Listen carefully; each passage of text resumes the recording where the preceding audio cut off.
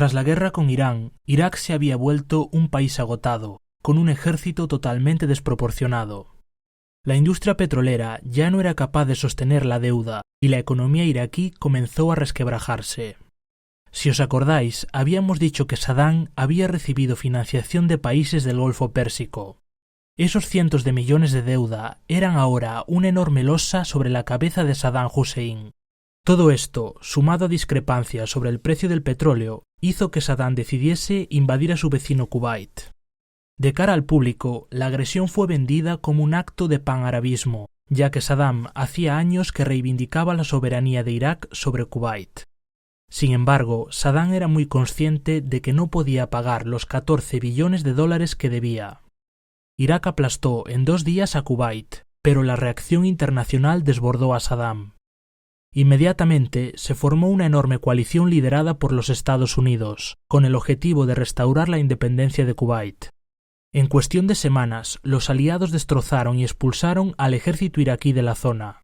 La victoria total era posible, ya que las mejores tropas de Irak yacían en pedazos tras ser alcanzadas mientras se retiraban. Sin embargo, los Estados Unidos decidieron inesperadamente mantener en el poder a Saddam Hussein, lo cual desencadenó unos lamentables sucesos dentro de Irak.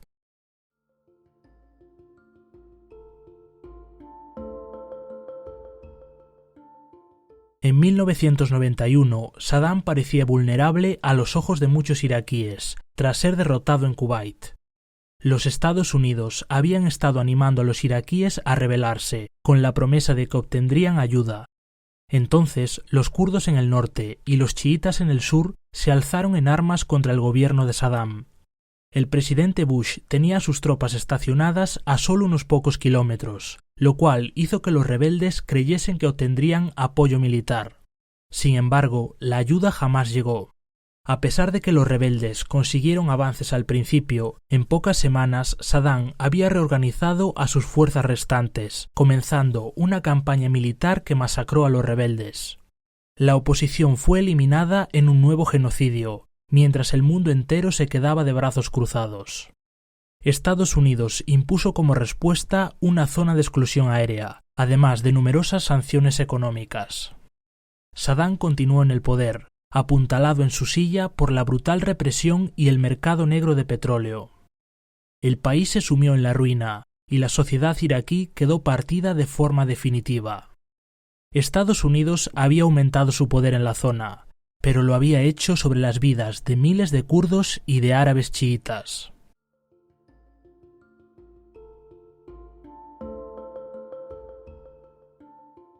En 2003, la administración estadounidense decidió que iba a deshacerse de Saddam.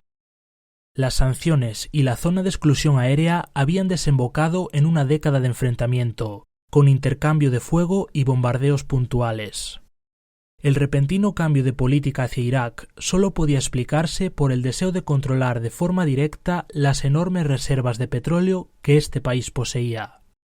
La campaña fue todo un paseo militar para los Estados Unidos. El ejército que tenían delante no estaba a la altura ni de lejos, y la situación general del país era bastante mala. Con la colaboración de grupos kurdos, grandes extensiones del país cayeron rápidamente. Saddam había sido finalmente derrotado, pero dejaba tras de sí un país pobre y sin unidad, algo que rápidamente iba a ser aprovechado por grupos extremistas de distinto signo.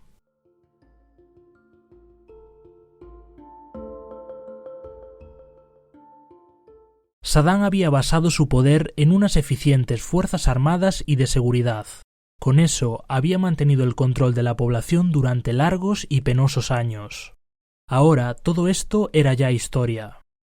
En 2003, Estados Unidos decidió desmantelar el ejército y todo el aparato de seguridad iraquí.